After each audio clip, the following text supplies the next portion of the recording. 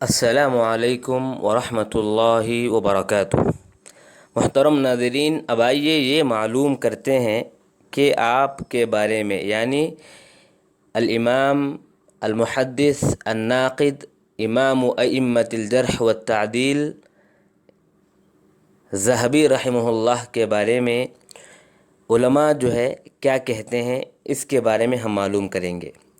سب سے پہلے ابن ناصر الدین الدمشقی کہتے ہیں کہ آپ شیخ، حافظ، امام الہمام، مفید الشام، مؤرخ اسلام، ناقد محدثین، امام ائمہ جرح و تعدیل، نقد رجال میں ایک سنگ میل تھے، جرح و تعدیل میں سب کے لیے سہارا تھے، اصول و فروع کے عالم تھے، قراءات میں امام تھے، نظریات میں فقیہ تھے۔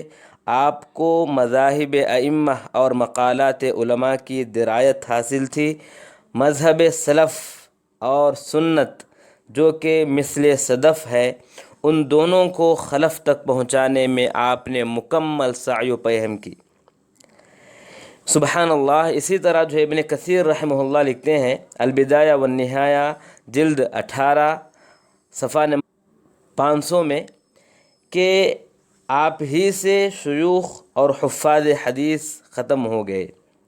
اسی طرح جو ہے امام صفدی رحمہ اللہ الوفی بالوفیات جلد نمبر 2 صفحہ نمبر 114 میں یہ لکھتے ہیں حدیث اور تراجم رجال میں مکمل اتقان آپ نے حاصل کیا۔ ان کے علل اور احوال میں بنظر غائر غور و تدبر کیا، لوگوں کے تراجم کو واضح کیا اور ان تراجم میں موجود ابہام اور پیچیدگی کو تشتزمام کیا۔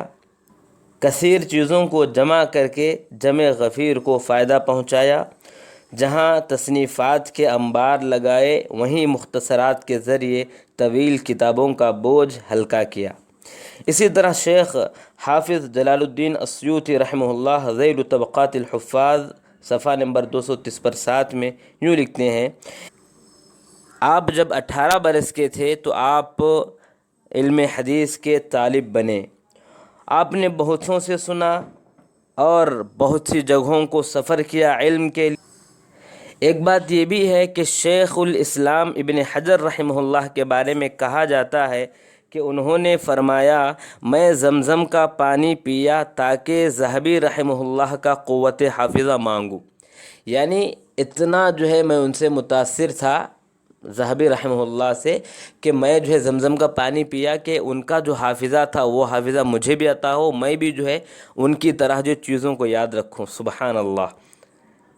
یہ حافظ جلال الدین السیوطی فرماتے ہیں کہ ایسا جو ہے کہا جاتا ہے۔ اسی طرح البدر الطالع جلد نمبر 2 صفحہ نمبر 110 میں بدر النابل کہ آپ تراجم رجال اور ان کے احوال میں علامہ زمان تھے، زبردست فہم والے، ذہن ثاقب رکھنے والے تھے۔ ان کی شہرت ہی ان کے متعلق لمبی چوڑی باتیں کرنے سے بے نیاز کر دیتی ہے۔ سبحان اللہ۔